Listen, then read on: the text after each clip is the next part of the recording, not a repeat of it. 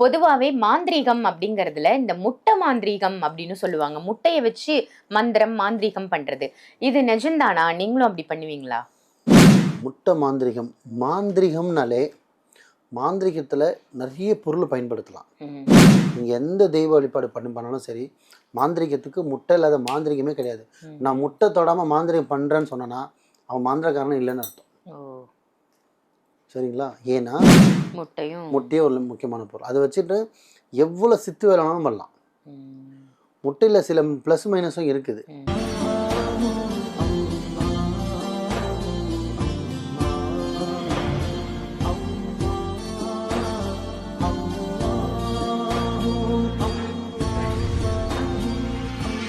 மறுஜென்ம நேயர்கள் அனைவருக்கும் அன்பான வணக்கங்கள். புயல் காவாங்கரை ட்ரிபிள் டவர்ஸ்ல இருக்கக்கூடிய மாலிக் பாய் அவர்களை தான் சந்திக்க வந்திருக்கோம். வணக்கம் பாய். வணக்கம். ரொம்ப நாளா ஒரு சந்தேகம் பாய். பொதுவாவே மாந்திரீகம் அப்படிங்கிறதுல இந்த முட்டை மாந்திரீகம் அப்படின்னு சொல்லுவாங்க. முட்டைய வச்சு மந்திரம், மாந்திரீகம் பண்றது. இது நிஜம்தானா? நீங்களும் அப்படி பண்ணுவீங்களா? நல்லா கேட்டீங்கம்மா. முட்டை மாந்திரிகம் மாந்திரிகம்னாலே மாந்திரிகத்தில் நிறைய பொருள் பயன்படுத்தலாம். பச்சை கறியை பயன்படுத்துவாங்க, மூலிகையை பயன்படுத்துவாங்க, வேருங்களை பயன்படுத்துவாங்க, சில எலும்பு பயன்படுத்துவாங்க. அந்த மாதிரி வகையில் மாந்திரிகத்தில் முட்டை இல்லாத மாந்திரிகமே கிடையாது. அது இஸ்லாத்து வழியாக பண்ணாலும் சரி, கேரளாவில் பண்ணாலும் சரி, காளியை வச்சு பண்ணாலும் சரி, நீங்கள் எந்த தெய்வ வழிபாடு பண்ணாலும் சரி, மாந்திரிகத்துக்கு முட்டை இல்லாத மாந்திரிகமே கிடையாது. நான் முட்டை தொடாமல் மாந்திரிகம் பண்ணுறேன்னு சொன்னேன்னா அவன் மாந்திரக்காரனும் இல்லைன்னு அர்த்தம். சரிங்களா? ஏன்னா நம்மளுக்கு உடனடி உடம்புலேருந்து உடம்புல இருக்கிற ஒரு வைப்ரேஷன் வெளியில் போகணும்னா இந்த நீச்சி தன்மைக்கு தான் அது வெளியில் வரும். இப்போ நான் கழிப்பு எடுப்பேன், மந்திரிப்பேன். அதுக்கே பார்த்தீங்கன்னா தலையில் முட்டை வச்சு தான் மந்திரிப்பேன். யோசிக்கலாம், தலையில ஏன் முட்டை வைக்கணும்? எலுமிச்சப்பழம் வச்சுன்னா ஒரு வைப்ரேஷன், எலுமிச்சப்பழத்துக்கு எப்படி ஒரு வைப்ரேஷன் இருக்கும், அந்த முட்டைக்கு ஒரு வைப்ரேஷன் இருக்குது. ஏன்னா இதில் நீச்சி தன்மை இல்லை வைப்ரேஷன். அந்த நீச்சி தன்மைக்கு அந்த கெட்டது வெளியில் வரும். அந்த ஸ்மெல்லுக்கு அது வெளியில் வரும். அப்போ அது ஆசைப்பட்டு வரும்போது வெளியில் வர மாதிரி இருக்கும். வெளில வந்து அதை போட்டு நம்ம எரிச்சிருவோம். ஸோ அந்த மாதிரி இது வந்து நான் சொன்னது கழிப்புக்கு. இப்போ ஒரு செய்வதிக்கு பயன்படுத்துவாங்க, கழிப்பெடுத்து பயன்படுத்தலாம், சுத்தி போடுறதுக்கு பயன்படுத்தலாம். சரிங்களா? முட்டை சில பேர் இந்த ஒரு ஃபன்னாகவே சொல்லுவாங்க. சில பேர் உனக்கு முட்டை மந்திரம் வச்சிட போகிற பாருன்னு அது படத்தில் கூட சொல்லுவாங்க. ஆக்சுவலி அது உண்மையான வார்த்தை. அது ஏன்னா மாந்திரிகத்துக்கு முட்டை தான் பயன்படுத்துவாங்கன்னு இது எல்லாருக்குமே சின்ன பசங்களுக்கு வந்து பெரியவங்க ஒன்று தெரியும். முட்டைனா வந்து சாப்பிட்றதுல எப்படி ஹெல்த்தோ அந்த மாதிரி அது மாந்திரிகத்துக்கும் ஒரு முக்கியமான ஒரு பொருள்.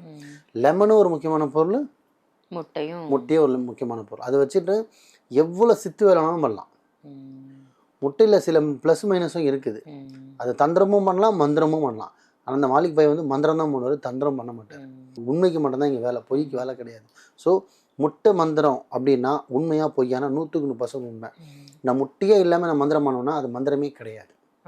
அவ்வளோதான். ஆனால் முட்டையை வச்சுருந்தீங்கன்னா முடிஞ்ச அளவுக்கு நல்ல விஷயத்துக்காக கம்மியாக பயன்படுத்துவாங்க, கெட்ட விஷயத்துக்கு தான் அதிகமாக பயன்படுத்துவாங்க. இந்த சூனிய விஷயத்துக்கு யூஸ் பண்ணலாம், ஏவலுக்கு யூஸ் பண்ணலாம், சேவனை வைக்கிறதுக்கு யூஸ் பண்ணலாம், ஒருத்தவங்க வீட்டில் ஒன்றுமே இல்லாமல் ஆக்கிறதுக்கும் முட்டை பயன்படுத்தலாம். ஸோ நிறைய பொருள் பயன்படுத்துறதுல அதில் முக்கியமான ஒரு பொருள் தான் முட்டை. அதுதான் முட்டை மந்திரம்னு சொல்லுவாங்க. ஆனால் நான் பயன்படுத்துறது பார்த்தீங்கன்னா கெட்ட விஷயத்துக்கு பயன்படுத்த மாட்டேன். ஒருத்தனை காப்பாற்றுறதுக்கும் அவன் உடம்பு பிரச்சனை, உடல்நிலை பிரச்சனை, உபாதைகள் பிரச்சனை, வயிறு வலி, உடல்நிலை பிரச்சனைகளுக்கு முட்டையை வச்சு மந்திரிச்சு இருக்கு மட்டும் தான் நான் பயன்படுத்துவேன். ஏன்னா அந்த முட்டை மேலே நம்ம ஆயத்தாக எழுதுவோம். அந்த ஆயத்து இப்போ நார்மலாக முட்டை வாங்கி அப்படியே மந்திரிக்கலாம், நம்ம ஆயத்து எழுதுவோம். இப்போ இந்து மக்கள் பண்ணி வாங்கி அவங்க ஒன்றும் எழுத மாட்டாங்க, குங்குமஞ்சா வச்சுட்டு இறக்கிடுவாங்க. நம்ம குங்குமஞ்செல்லாம் பயன்படுத்த மாட்டோம், நம்ம ஆயத்து எழுதுவோம். இப்போ பார்த்தீங்கன்னா இப்போ இந்த முட்டை இருக்கு இல்லையா, இப்போ இந்த முட்டையில் பார்த்தீங்கன்னா உருவம் வரைஞ்சிருப்பேன். இப்போ ஒரு உடம்புல என்னன்னா ஆண் உருவமும் வரைஞ்சிருப்பேன், பெண் உருவமும் வரைஞ்சிருப்பேன், எல்லாம் ஆயத்தும் எழுதியிருப்பேன். ஸோ இந்த முட்டையை தான் வச்சு பார்த்தீங்கன்னா மந்திரிக்கிறது. இது தலையில் வச்சு மந்திரிச்சோன்னா அதுக்கு ஒரு வைப்ரேஷன் இருக்கு. அதனால முட்டை மந்திரம்ன்றது 100% உண்மை. அதில் எந்த மாற்று கருத்தும் இல்லை.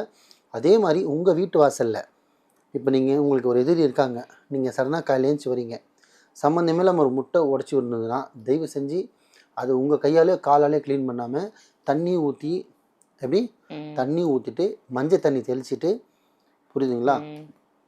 இல்லை சாணி கூட தெளிக்கலாம், அப்படிலாம் மஞ்சள் தண்ணி தெளிக்கலாம். அப்படி தண்ணி போட்டுட்டு கழுவிட்டு தான் நீங்கள் அதுக்கப்புறம் அதை பயன்படுத்தணும். முட்டை உடச்சி உங்கள் வாசலில் இருந்தால் 100% ஏதோ வேலை பார்த்துட்டுன்னு அர்த்தம்.